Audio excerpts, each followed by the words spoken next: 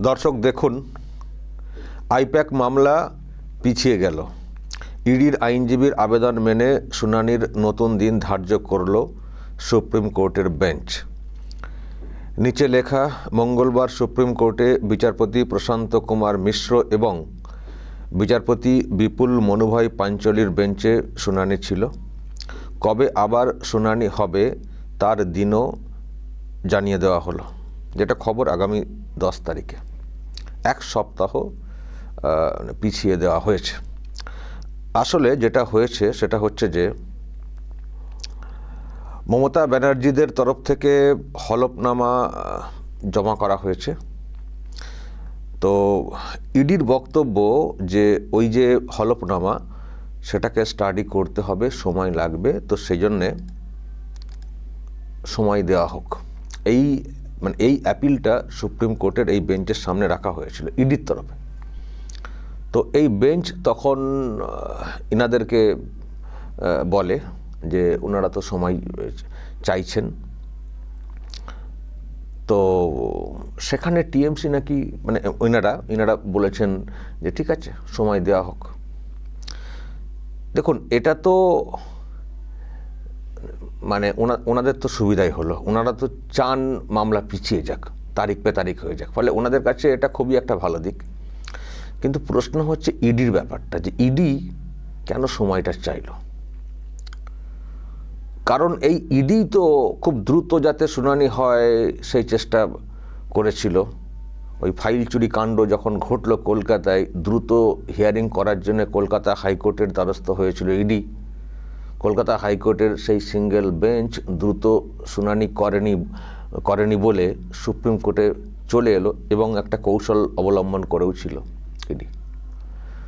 তো সুপ্রিম কোর্টে যখন এর আগে শুনানি হলো তখনও খুব ইডির তৎপরতা ছিল, দ্রুত একটা কিছু হোক, অর্ডার করাতে হবে। ফাইল চুরি যেটা হয়েছে সেই বিষয়ে সিবিআই এনকোয়ারি, মমতা ব্যানার্জিকে যুক্ত করা, ইত্যাদি ইত্যাদি। কিন্তু আজকে হঠাৎ করে ফের সময়টা কেন চাইলো ইডি? এক সপ্তাহ সময় স্টাডি করার জন্যে। এদিকে যেটা খবর, যে হলফনামা জমা করা হয়েছে সেটা নাকি 19 পাতার একটা হলফনামা পড়তে এত সময় লেগে যাবে। তো এটা নিয়ে দর্শক দেখছি অনেক চর্চা হচ্ছে, অনেকেই অনেক প্রশ্ন তুলছেন এবং সেই সঙ্গে ওটা আবারও সামনে চলে এসছে। তাহলে কি সত্যি ওই সেটিং? আবার দিদিমণি তো দিল্লিতে আছেন, তাহলে কি সেটিং হয়ে গেল? তাই কি ইডি এইভাবে তারিখ পে তারিখ করে দিচ্ছে? বা এই যে সামনে যে ডেটটা দেওয়া হয়েছে, আদৌ কি সেই তারিখে কিছু হবে নাকি ওটার পরে একেবারে লম্বা ডেট হয়ে যাবে?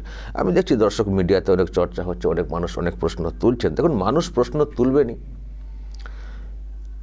আমরাই তো মানুষকে রোজ রোজ বলে আসছি না? তো মানুষও তাকিয়ে থাকেন কি হলো। এমন তৎপরতা ইডি দেখায় যেটা আমরাও বলি, তারপরে হঠাৎ করে যখন দেখা যায় নিস্তেজ, তখন তো মানুষের মনে সেই প্রত্যাশা থেকে একটা ঘাটতি আসে না বিষয়টা, যেটা ভেবে থাকেন। তো সেখান থেকে মানুষও এই প্রশ্ন তোলেন, তাহলে কি হলো? এমনিতেই এখানে যেহেতু অনেক মামলা এই তারিখ পে তারিখ হয়ে গেছে, নানান সব দুর্নীতির মামলা, যেটাতে সেটিং ফিটিংয়ের কথা উঠে এসছে, ফলে সেটিং শব্দটা এখন এই বাংলাতে খুবই চালু আছে এই ক্ষেত্রে। সেই জন্য যখন আজকে এটা হলো, তখন ফের সেই সেটিং শব্দটা ব্যবহার হচ্ছে। অনেকেই বলছেন, আমি দেখছি পলিটিক্যাল যেসব শো হচ্ছে সেখানে উঠে এসছে।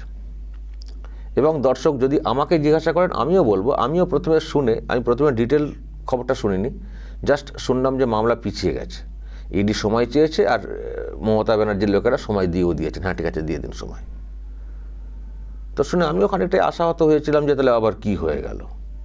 এর আগের বারে যখন সময় চাওয়া হচ্ছিল মমতা ব্যানার্জিদের তরফ থেকে, কপিল সিব্বল যখন সময় চাইছিলেন, তখন ইডি বাধা দিচ্ছিল যে না, এতদিন কেন সময়।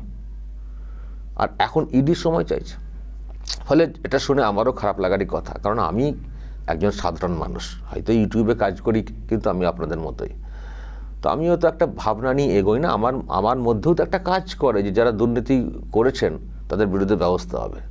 যারা এই রকম এজেন্সির কাজের ভিতরে ঢুকে ফাইল চুরি করে নিয়ে চলে এলেন, তাদের বিরুদ্ধে ব্যবস্থা হবে না? এত সাহস, এত দুঃসাহস!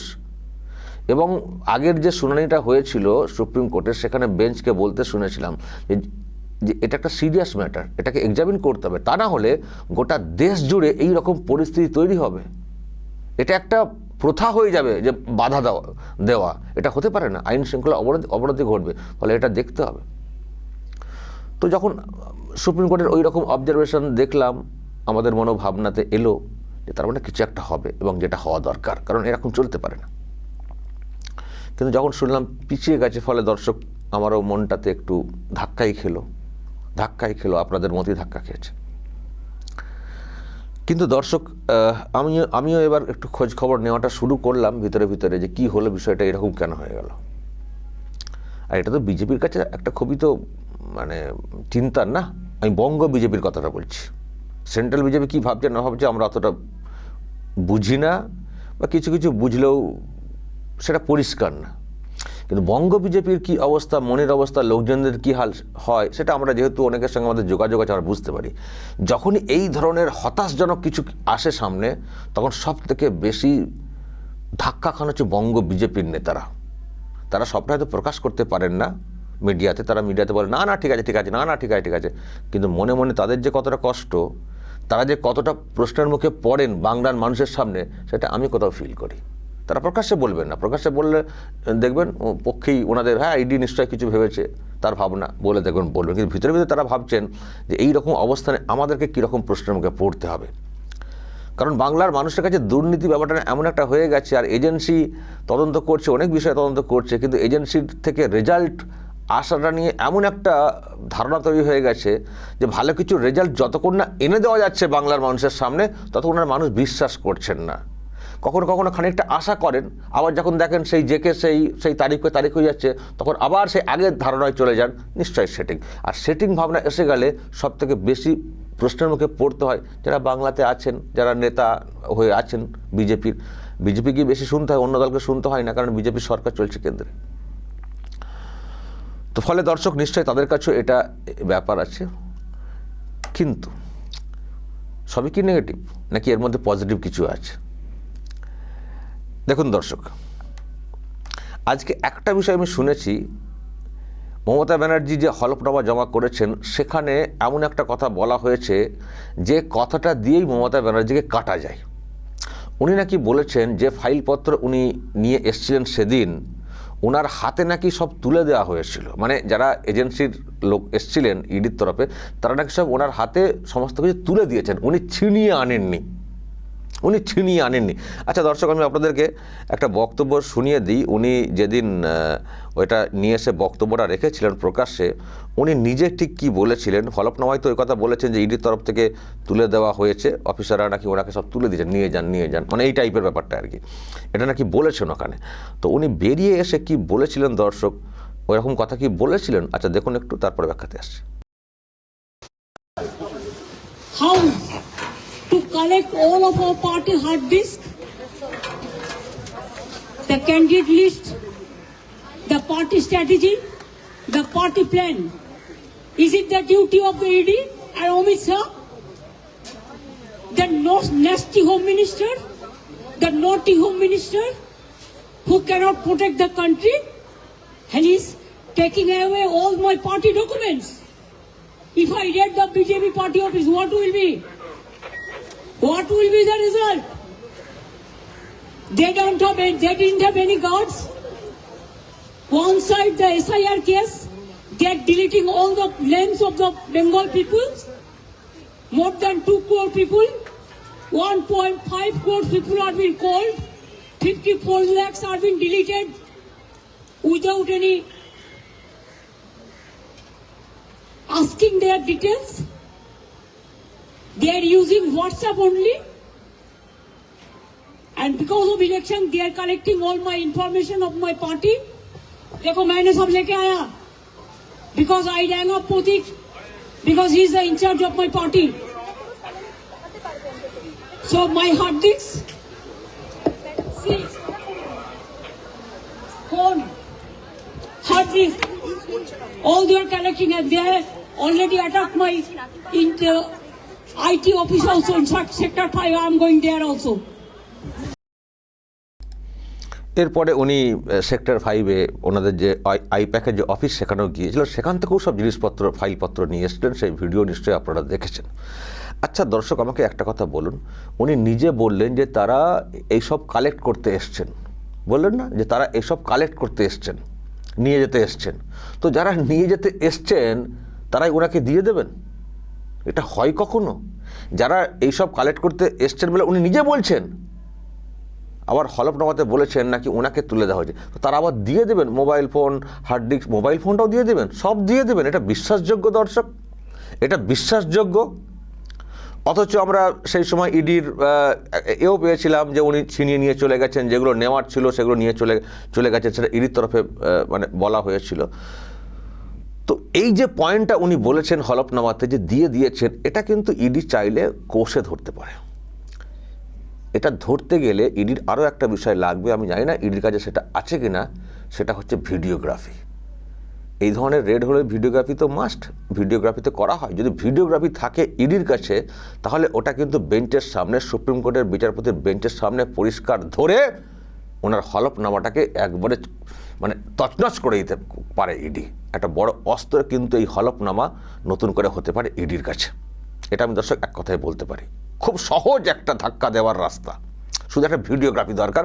নিশ্চয়ই ওখানে উনি গিয়ে লম্পঝম্প করেছেন, চেঁচামেচি করেছেন, হাতে তুলে দেওয়া না ছিনিয়ে নিয়ে আসা, তো সেটা একেবারে কিন্তু এই ভিডিওগ্রাফিতে আশা করি প্রমাণ হয়ে যাবে। আর এটা খুব সহজ ব্যাপার, এই ধরনের রেডেতে ভিডিওগ্রাফি মাস্ট।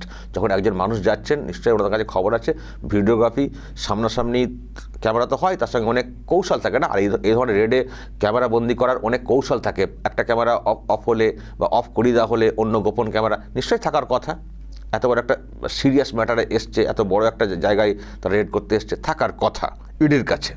ইডি প্রকাশ্যে কথা বলেছে কি বলেনি সেটা অন্য বিষয়, কিন্তু থাকার কথা। তো যদি থাকে, এতেই কিন্তু ওনাকে নতুন করে কাবু করে দেওয়া যাবে, মানে করে দেওয়া যাবে যে উনি কত বড় মিথ্যে কথা বলছেন। এবার দর্শক বলবেন যে তাহলে ইডি কি ছেড়ে দিচ্ছে কেন, মানে টাইমটা কেন নেওয়া হলো? দুটো পয়েন্ট তো, একটা হচ্ছে যে পড়তে সময় লাগবে, আর একটা হচ্ছে সেটিং। পড়তে সত্যিই সময় লাগবে কি না সেটা প্রশ্নের, বা সেটিং আছে কি না সেটা প্রশ্নের। কিন্তু দর্শক, এর সঙ্গে আরেকটা বিষয় আপনাদেরকে ভাবতে হবে, সেটা হতে পারে ইডির কাছে আরও খানিকটা সময়ের প্রয়োজন, শুধু এফিডেভিটকে, হলফনামাকে স্টাডি করা না, যে কেসটাতে তদন্ত করতে চাইছে ইডি সেটাকে আরও স্টাডি করা। দেখুন, উনি ফাইল নিয়ে চলে গেছেন, এই নিয়ে চলে গেছেন বলা হচ্ছে, কিন্তু সকাল থেকে ইডি ওখানে কী করছিল? তারা কি কিছুই আনতে পারেনি? ট্রান্সফার করে কিছুই কি আনতে পারেনি? উনি এলেন আর সব নিয়ে চলে গেলেন। ফলে এটাও ভাবতে হবে, ভাবনার মধ্যে রাখতে হবে যে হতে পারে ইডি ভিতরে হয়তো আরও অনেক কাজ করছে, আরও লিঙ্ক বের করার চেষ্টা করছে। সেটা করতে হয়তো আরও সময় লাগবে, এবং সেটা করে ফেলতে পারলে হয়তো এই বিষয়টাকে আরও ভালো করে ধরা যাবে। এদিকে স্টাডি করার জন্যে সময়ও পাওয়া গেল, আর স্টাডি করার নাম করে আরও একটা সপ্তাহ হাতে পাওয়া গেল, যেই সময়টা ওইদিকে কাজে লাগবে আরও ওটাকে ফ্রেম করার জন্যে। এটাও তো ভাবতে হবে। ফলে আমরা এখনই কিন্তু সব দিক দিয়ে হতাশ হয়ে যাচ্ছি না, অ্যাটলিস্ট 10 তারিখ পর্যন্ত, অ্যাটলিস্ট 10 ফেব্রুয়ারি নেক্সট যে হিয়ারিং রয়েছে সেই দিন পর্যন্ত এতটা হতাশ হয়ে যাওয়ার মানে কারণও নেই। এতদিন ওয়েট করলেন, আর 7টা দিন ওয়েট করুন, 10 তারিখে কী মুভমেন্ট হচ্ছে সেটা দেখে কিন্তু আমরা বুঝতে পারবো। আর দর্শক, শেষে একটা পলিটিক্যাল ব্যাখ্যা দিই। দেখুন, যে জায়গাতে ইডি হানা দিয়েছে, এটা কিন্তু খুবই ভাইটাল একটা জায়গা পলিটিক্যালি টিএমসির কাছে, এবং অবশ্যই বিজেপির কাছে পাল্টা। কারণ আইপ্যাক এই মুহূর্তে এমন একটা অবস্থান নিয়েছে টিএমসির ব্যাপারে, একটা নার্ভের মতো। আইপ্যাকের ওই নার্ভটা যদি কেটে দেওয়া যায়, এই দলটা কার্যত পঙ্গু হয়ে যাবে, ভোটে কাজ করতে পারবে না। নিশ্চয়ই বুঝতে পারছেন এই দলটা কতটা আইপ্যাক নির্ভর। তো যদি সত্যি কোনো লিঙ্ক থেকে থাকে, এবং সেই সব লিঙ্ক ধরে যদি ঠিকমতো করে ইডি ব্যবস্থা নিতে পারে, এবং সেটা যদি এই ভোট পর্বের আগে করে দেখাতে পারে, এর তো একটা বিরাট পলিটিক্যাল ফায়দা আছে না? পলিটিক্যাল ফায়দা বলতে কোন দল সেটা আমাদের অত বলা দরকার নেই। আমাদের কাছে ফায়দা যে যে আইপ্যাককে বেশ করে এই দলটা বারবার ক্ষমতায় ফিরে আসার চেষ্টা করছে সেটাকে আটকানো যাবে। সেটাকে আটকাতে পারলে বাংলার মানুষের মধ্যে স্বস্তি ফিরবে। ফলে ইডি যখন তদন্ত করছে, হানা দিয়েছে, ঠিক করে হানা দিক, ব্যবস্থা নিক, খানিকটা সময় নিতে চাইলে নিক, সব দিক একেবারে ধরে ভালোভাবে ধরুক, ভোটের মুখে অন্তত এই আইপ্যাককে প্যাকেট করে দিক। একদিকে দুর্নীতিকে দমন করা যাবে, আর অন্যদিকে এই দুর্নীতিগ্রস্ত সরকারটাকেও আটকানো যাবে। এটা হচ্ছে আমার বক্তব্য, আমার মনে হয় আপনাদের অনেকেরই বক্তব্য। দর্শক বলবেন, যা বলার অবশ্যই বলবেন কমেন্ট বক্সে, নজর রাখবেন আরামবাগ টিভিতে।